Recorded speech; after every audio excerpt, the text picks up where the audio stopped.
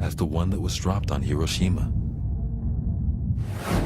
Even at more than 250 miles from Washington, D.C., the likely center of a blast, the Greenbrier would have had to withstand enormous pressure. And now we can reveal how. 10,000 tons of earth were excavated.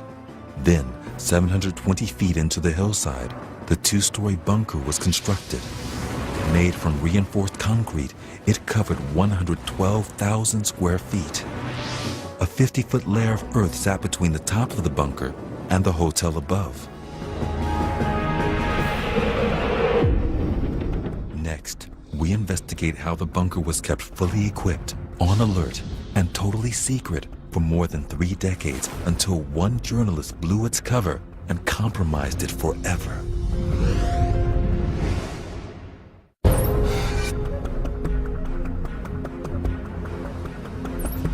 In West Virginia, hidden in the buildings of the luxury Greenbrier Resort, our investigators have found a high-tech bunker. It was constructed almost 5 decades ago. Its mission, dependent on total secrecy, was to provide a haven for Congress in the event of a nuclear attack. Now, they want to know how this bunker was equipped to protect the nation's leaders in a time of war, and how a project of this scale was kept secret. In 1972, Army intelligence officer Fritz Bugas was sent to the Greenbrier. With a team of 12 men, he was tasked with keeping the bunker in a state of readiness. His cover was that he was the hotel's TV engineer, working for a front company called Forsyth Associates. My role here at the Greenbrier as head of Forsyth Associates was to ensure that we provided the necessary audio and video support to the hotel. That took up about 20% of our time. The rest of the time, we went methodically through the bunker.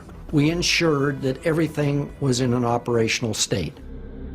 If the order ever came to evacuate Congress, Fritz and his men would take control of the hotel. The regular guests would discover that they were standing in what was suddenly a highly restricted government area, and they'd have to leave. The Congress would infiltrate into the area, and they would come down here, possibly by air, possibly by rail, or through ground transportation. They would have been processed into the registration desk of the Greenbrier. After processing, each of the 1,100 people deemed essential to the running of Congress would be ushered through a set of blast doors into what would be their new home. They'd pass through a decontamination area. They'd be given new clothes. For fear of fallout, everything that they were wearing would be taken and destroyed. Powerful showers were intended to wash away any radioactive particles.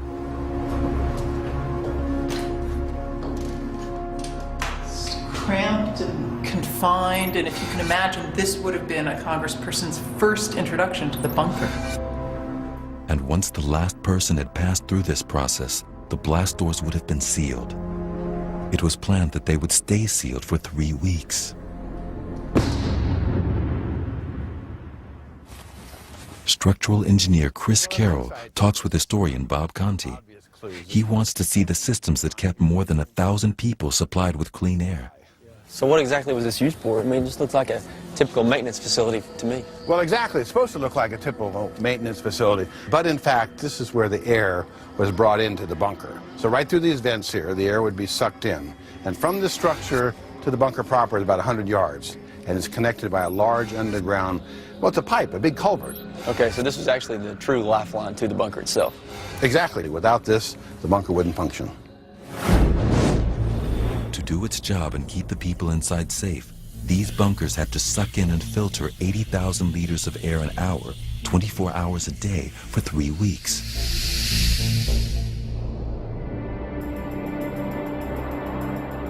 The accommodation was in stark contrast to the luxury of the hotel that lay above. Everyone would be required to sleep in one of 18 large dormitories. If you can imagine row after row after row of these extending, almost like a normal military barracks. This is one of the lockers that 2 people would have shared. Again, not much space, not much privacy. we actually had a seniority list. We designated that particular bed for that senator or for that congressman. We simply gave the lower bunk to the more senior and the upper bunk to the less senior, and we filled it out in that manner. For the entire time that the bunker stood prepared, it was continually upgraded and restocked. There were always 3 weeks worth of fuel, 3 weeks of food, and 3 weeks of medicine. Well, the idea is that you had to have everything here, be prepared for whatever might happen. So you had to have everything in place and ready to go, and that included medical facilities. So there was a 12-bed clinic here. They could do surgery. There was a dental unit. There was an intensive care unit. Because people could have been injured on the way down. People would arrive with pre-existing conditions. So you had to have a fully stocked pharmacy. All of that was on hand. All that was rotated and kept up to date for 30 years. At a time when the fundamental institutions of the state were under immense strain, guaranteeing security and order was a priority. The bunker had its own armory. But the bunker's job wasn't just to keep its occupants safe. They had to be able to carry on the business of running the country. There was a communication studio, state-of-the-art when it was constructed, and the means to broadcast across the world. Public addresses would be made against these painted backdrops. On the one hand, it seems completely absurd, the idea that someone was going to stand down here in the event of nuclear holocaust, a nuclear attack on Washington, and stand in front of the White House or stand in front of the Capitol and have that suggest that, don't worry, all is well. But on the other hand, it actually makes a certain amount of sense. Right? One of the things that you would want to project from a room like this is some sort of sense of reassurance, of normalcy. You'd still want to be able to communicate that in some way to the world. This ability to send and receive messages was vital. Chris wants to know how TV signals from the sealed bunker would reach the outside. So where exactly are we here, and what was this facility used for? We're on top of Cates Mountain. The Greenbrier and the entrance into the bunker itself is about 4.5 to 5 miles behind where I'm standing. And there's a blockhouse behind us with a 100-foot tower. And off that tower are signal gathering devices. This was a microwave relay facility. This tower was extremely important because, again, it allowed us, once we went into a buttoned-up condition, to talk to the outside world. The closest the Greenbrier ever came to being activated was in the Cuban Missile Crisis of 1962. As tensions between the U.S. and the Soviets deepened, the U.S. stood ready. I have directed the armed forces to prepare for any eventuality. The emergency passed and the Greenbrier wasn't needed. But for the next 29 years, the government spent millions of dollars on keeping this facility ready for activation. Well, it really is stunning to come inside the bunker just to see the level of detail, and on the other hand, to realize that all of this was vulnerable to a single person exposing it. In 1991, the actions of one man rendered the Greenbrier obsolete overnight. Journalist Ted Gupp wrote an article about the bunker in the Washington Post. Fritz Buga still finds it hard to describe his feelings on the matter. Devastation. Just tremendously hurt by the article that appeared and what it was going to mean.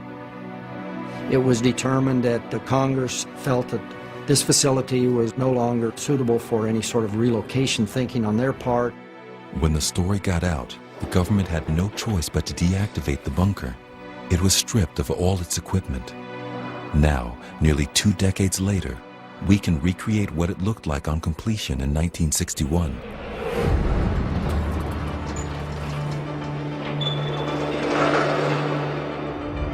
Covering 112,000 feet, it was equipped for every eventuality.